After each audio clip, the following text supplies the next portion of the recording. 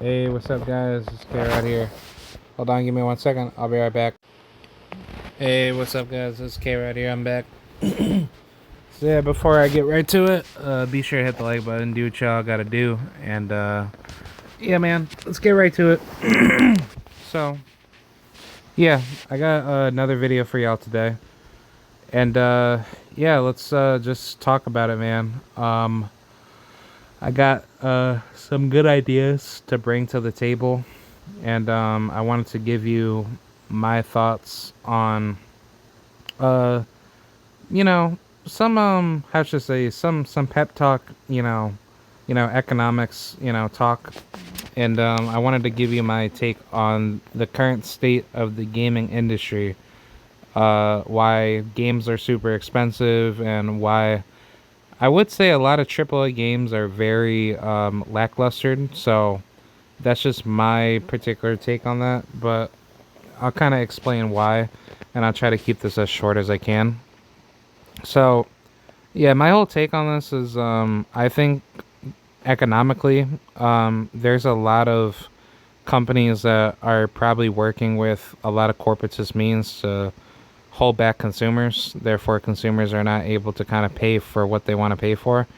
Therefore, making games very lackluster, not worth buying, because the game that you bought for $70 is not worth purchasing. So I think the reason why people even get to that level is simply because they have that little adrenaline. Well, they have like that little dopamine rush to say, well, it doesn't matter. I'm gonna buy it anyway.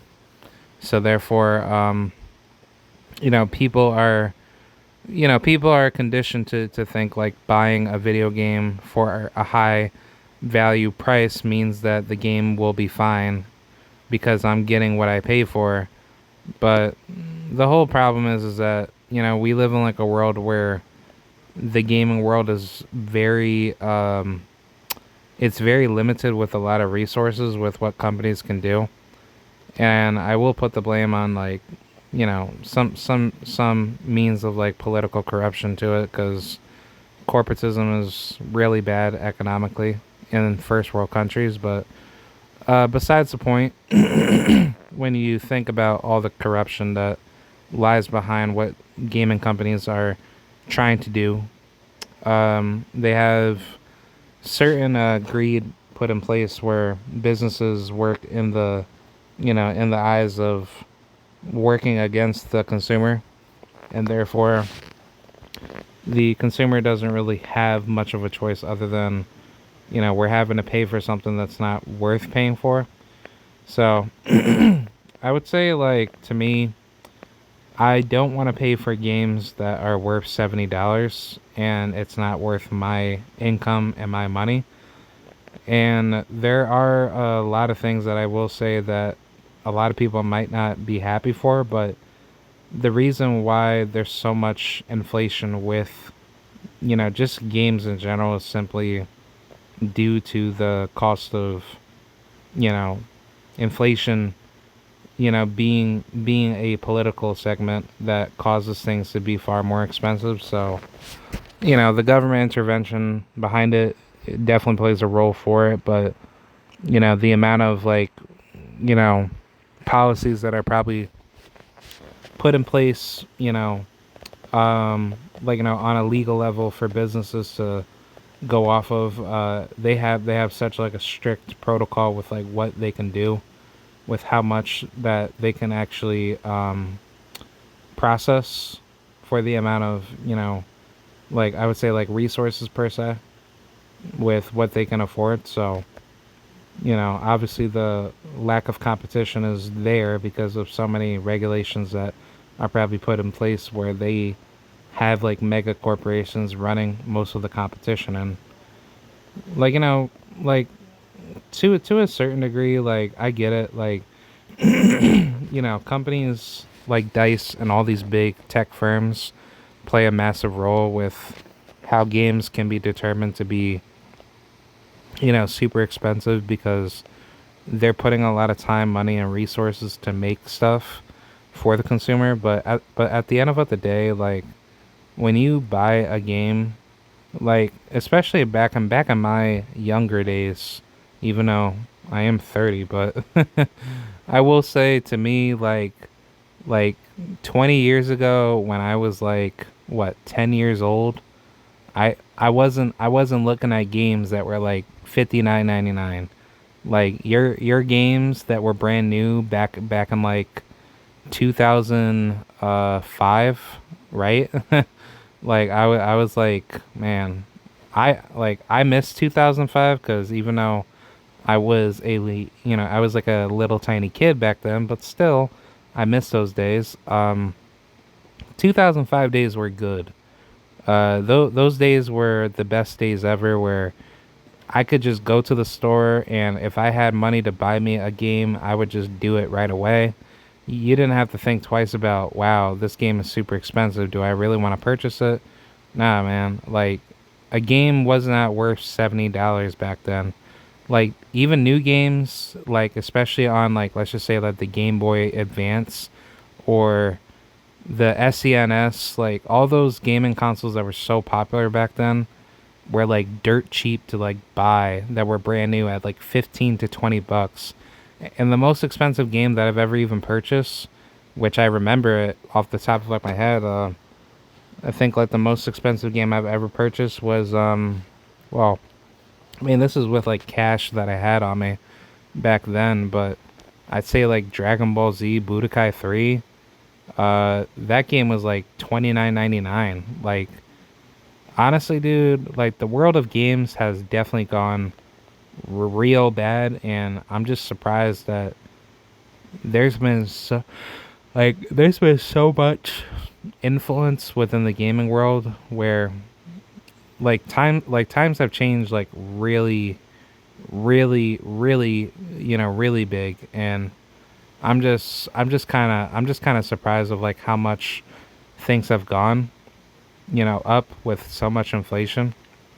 But I think in due time eventually there has to be like a breaking point, because like granted, I am not the type of person to say that nothing is always guaranteed to be forever, but I think like in the world that's currently sitting in the gaming industry, AAA companies are definitely having some means of I guess like government control influences. So I think that's always like a predecessor to kind of factor into, because the amount of resources that a lot of AAA companies even spend on just keeping their businesses up and running is probably astronomically expensive.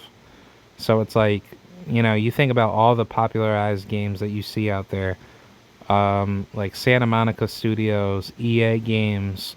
Um, I mean, look, 2K, like NBA 2K is like, I want to say, I'm not too sure if that's an Asian company, but I think that's an American company that has like, trademark enterprises in Asia or something like that. So, I mean, like, it's just huge, dude. Like, a lot of people don't realize like how big that is to a global presence like that. That's huge, and it's like billions of dollars that's being generated like every single year. And I'm sure like certain companies that get tax subsidies that they're able to kind of utilize, like it just gives them all the means to kind of do whatever they want. So yeah, I mean, it's definitely something that's big and it's huge. But I think as far as like what tinier companies are doing, I think it's really interesting to see their influences get a lot bigger and stronger.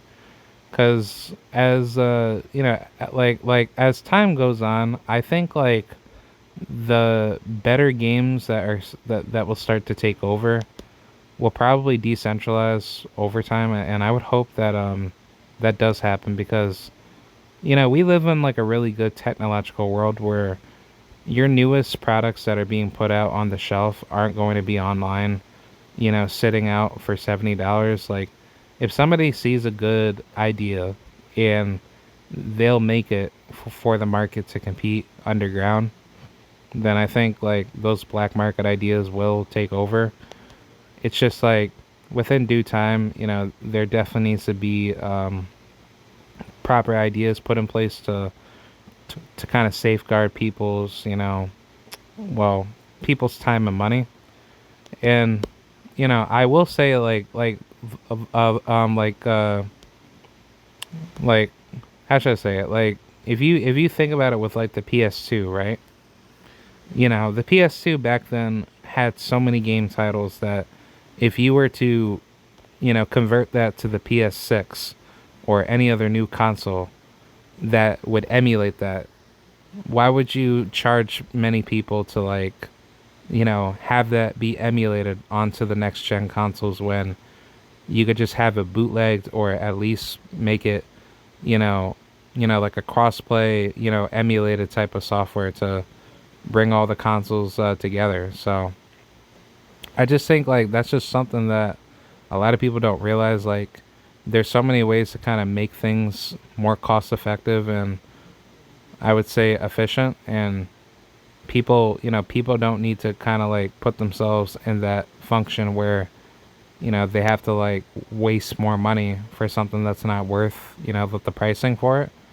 So I don't know, man. I just think like where things are going right now, the gaming world is definitely getting a lot more stronger with technology, but the decentralization is definitely there, and it can definitely go a massive direction depending on where things go. But yeah, I just wanted to give like my whole take on this. I think overall, like the gaming industry is definitely on its way with bigger and better things. But I would like to see a lot of these corporations definitely lose a lot of like their market value because nobody should not be paying $70 for new video games. When back in my day, I was paying like less than $30 for a brand new game, if not like $15 to $20 at most. So that's just my personal belief.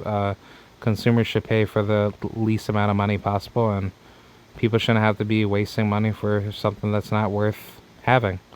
So yeah, that's pretty much what I have to say. Hope you guys enjoy this, but I wanted to give like my little talk, and I got one more little video that I'm gonna come out with, and definitely stay tuned for that. All right, I'll see you guys. Bye.